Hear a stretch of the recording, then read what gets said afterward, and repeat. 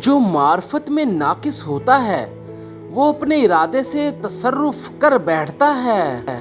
رسول اللہ صلی اللہ علیہ وآلہ وسلم اسی چیز کا حکم کرتا ہے جس کی وحی اس کو کی جائے، اس کے سوا ان کے پاس کوئی حکم نہیں ہوتا۔ ساری رنگ رنگیاں نفس رحمانی میں ہی ہیں، جیسی اندھیری رات میں روشنی۔ رحمت دو قسم کی ہے، اول امتناعی، دوم وجوبی۔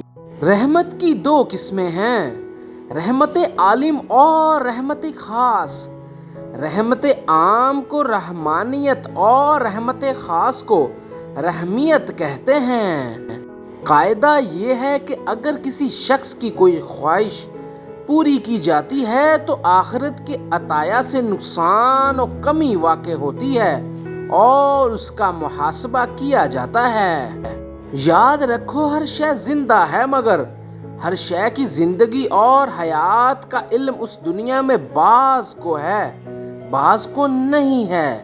کل آخرت میں سب کو معلوم ہو جائے گا، کیونکہ وہ دار الحیوان ہے۔ اے طالب، کہیں تم کو مخلوقات کا باہمی نفاصل حجاب روئے و حدت نہ ہو جائے اور تم کہہ اٹھو کہ یہ قول ہرگز درست نہیں کہ خلق ذات حق کی عین ہے، اس سے وابستہ ہے، کیونکہ میں نے تم کو بتا دیا ہے کہ اسماعیل حیہ میں بھی نفاصل ہے۔ عورت ہمیشہ مرد کے اندر ایک چیز تلاش کرتی ہے اور وہ ہے خود اپنی خوشبو۔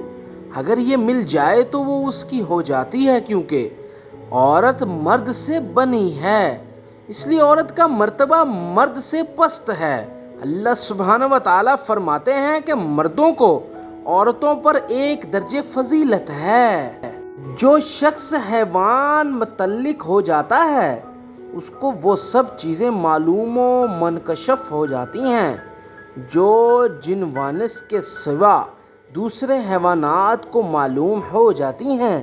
اس مرتبے پر پہنچ کر اس کو اپنی حیوانیت کی تحقیق ہو جاتی ہے۔ مرد کا ظاہر خلق ہے اور باطن حق ہے۔ علم معلوم کا تابع ہوتا ہے۔ شے کے دو تعین ہوتے ہیں، ایک تعین ذاتی ذات کے لحاظ سے جو کبھی نہیں بدلتا، اور دوسرا تعین صفی جو اوصاف کی وجہ سے بدلتا رہتا ہے۔ اس تعین کے بدلنے سے ذات کو جزئیت پر کوئی اثر نہیں پڑتا۔